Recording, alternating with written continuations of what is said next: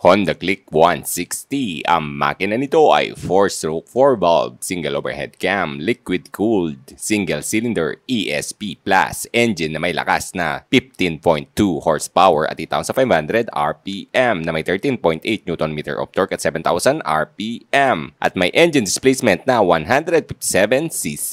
Equipped na din ito ng idling stop system na kusang mamamatay ang engine mo pag hindi mo piniga ang throttle sa loob ng 3 o 5 segundo na magagamit mo lalo na kung sa traffic, kaya naman tipid sa gas na may average na 46.7 km per liter. Smart key system na equip ng anti-theft alarm na iwas kalikot ng mga kawatan sa parking, saban mo pa ng answer back system. Equip na din ito ng USB charger na di ka na malulubat sa daan. Di man equip ng ABS ang braking system nito ay huwag mag-alala dahil ito ay meron ding combi brake system na pag pumiga ka ng preno sa likuran ay nagbibigay din ng pressure sa harapan. All LED lightning system. Park brake lock na iwas dulas ng gulong mo pag ikaw ay naka-side stand sa parking. Full digital meter panel. Colored cast wheel na magpapapremium sa datingan ng Click 160. SRP 122,900. Available yan dito sa MC Motorcycle City Angeles for cash, credit card, installment at bank transfer. Para sa specs ng Honda Click 160, engine type 4-stroke 4-valve, single overhead cam, liquid-cooled ESP Plus. Displacement 157cc. Bore and stroke 60.0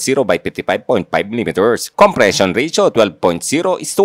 Maximum power 15.2 horsepower at 8,500 RPM. Maximum torque 13.8 Nm of torque at 7,000 RPM. Starting system electric with a ACG starter. Engine oil capacity 0.9 liters. Fuel system PGM-FI. Fuel consumption average sabi ni Honda 46.7 km per liter. Transmission type automatic V-matic. Suspension type sa kanyang harapan telescopic at sa kanyang likuran unit swing. Brake type sa kanyang harapan ay hydraulic disc. Brake type sa kanyang rear mechanical leading trailing or drum brake. Tire size sa kanyang harapan 100 by 80 by 14 tubeless yan at sa kanyang rear 120 by 70 by 14 tubeless din yan. Wheel type cast wheel. Overall length 1,929 mm. Overall width 678 mm. Overall height 1,088 mm. Curb weight 116 kilograms. Seat height 778 mm. Wheelbase 1,278 mm. Ground clearance 138 mm. Fuel tank capacity 5.5 liters. What's up mga soy? Nandito tayo sa Motorcycle City Angeles para i-vlog tong bagong Click 160. Susubukan natin yung seat height niya sa height kung 5'10 or inseam na 32 mga soy. Unang upo. Wait, tanggalin natin center stand. Yan. Kita nyo naman mga soy, flat-footed tayo sa height kung 5'10 or inseam na 32 mga soy. Saktong-sakto siya. So, very relaxed, talagang comfort kasi meron kang gulay board. Napakalawak mga soy. So, pag inutusok ka ni misis, pwede mo lagay dito, di ba? Nakakapaka-comfort at syempre meron siyang combi brake system, disc brake sa harapan. Kaya kung gusto nyo ito mga soy ay nandito yan sa Motorcycle City Angeles. No? Pwede yung cash, credit card, installment at bank transfer. Para sa mga di pinagpala naman ng height, ay ito yung actual niya mga soy. Seat height or reference nyo. Para sa mga hindi pinagpala ng height naman mga soy, mga 5'2 ang height, yan. Si Jomar Torres FSR dito yan. O, tingnan nyo, tip-toe ba Mar? Tip-toe siya. Pero kaya naman yan i-manage mga soy. So, nasa skill na lang ng driver yan.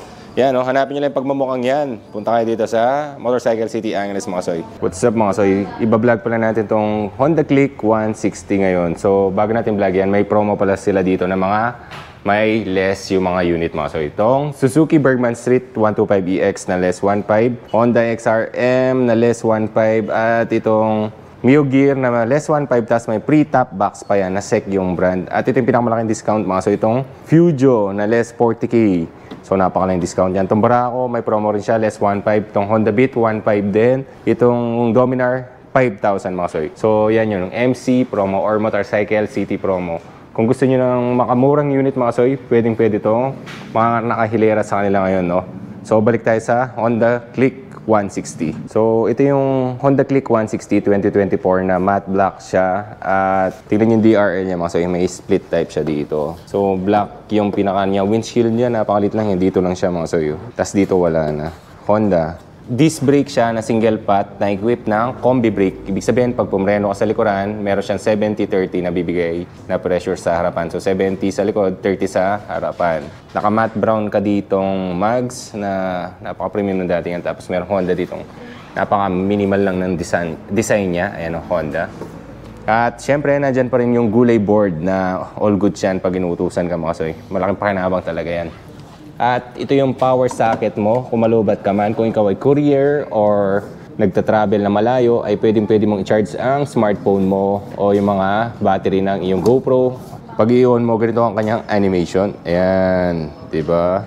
At meron siya ditong idling stop-start system or automatic na mamamatay ang engine mo pag na-reach niya yung tamang init. Gas mo lang, under ulit yan. May end bar na plastic, starter button, at meron siya ditong fuel gauge, speedometer, trip A.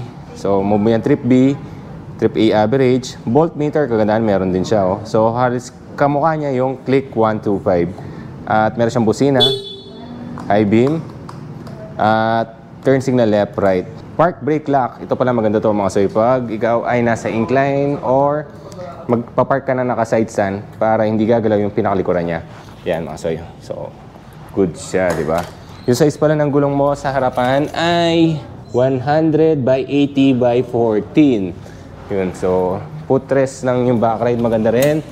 Meron siyang ESP Plus. So, mas mas high-tech sa mga naunang 150 series kasi ito may plus na to. Kamukha siya ng engine or power halos ng mga 160 series. Meron siyang single suspension sa likuran. Yun lang, yung parang pinaka-cons niya para sa akin kasi dapat dalawin suspension nito para mas sulit na sulit, di ba? Naka-drum brake ka rin sa likuran. Matte brown ang mags pa rin. Federal pala ang tires nito. Ang size naman ay 120 by 70 by 14. LED lahat ng ilaw niyan. Kagandahan. Turn signal, LED rin yan. Yan o, LED rin. Yung exhaust natin dito, maganda rin, no? Napaka-sporty rin. May heat guard siya dito. Solid naman yung swing arm niya. Ito. Dito siya, hindi lang siya unit swing, no? Yung isa lang. So, mas matatag to. Kaya lang talaga sayang, no? Yung suspension niya kung dalawa. Liquid cooled. So, pwede ka talagang lumayo dito, no? Yung upuan niya rin. Napakaganda rin ng quality, oh. At syempre, meron din palang bulsa yan dito, mga soyo. Di ba? Pag ibubuksan natin yung pinaka-seat, ay ilalagay mo lang siya sa seat, mga soy. At bubukas na yan. Ito yun. So, napakalaki. Fuel cap. So, may drain pa siya kung sumobra man yung gas. Napakalinis din. Napakalawak din ng kanyang under seat storage. Subukan natin yung helmet. Half-face helmet. Subukan natin mga soy. Pabaliktad. Let's go. Di yata. Hindi kasya. Di kasya. Pabaliktad. Mukhang kasya pag pabaliktad. Okay. Konti pa. Oh, di kasya. Di kasya mga so yung half-face helmet. Balikan rin natin. Ayaw talaga eh. Yan, ganyan. Mukhang kakasya na. Uy, kasya. Kasya ang half-face helmet mga so ganito palang lagay. So, helmet check. All goods yung half-face helmet. Grab bar pala ng Honda Click. Maganda rin, no? So, hindi siya mukha ng mga so matatag siya alloy. So, halos same siya ng body ng Click 125. Pero dito lang talaga yung difference niya. Pinakaharapan mga soy.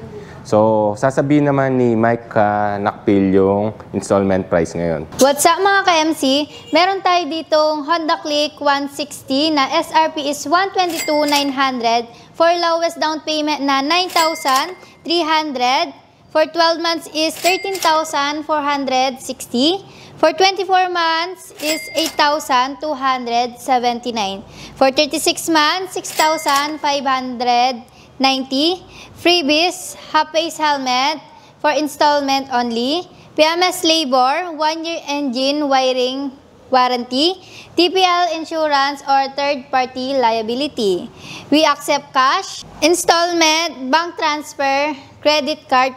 Requirements for employed, 1 month latest payslip, COE, proof of billing, 2 valid ID. For business or self-employed, business permit or barangay business clearance, proof of billing, 2 valid ID. For remittance or pinapadalhan, 3 months remittance slip or passbook, bank statement, proof of billing, 2 valid ID. We are located at Unit 1, ground floor, Haniel Square Building, MacArthur Highway, corner P. De Guzman Street, Barangay Claro, M. Recto.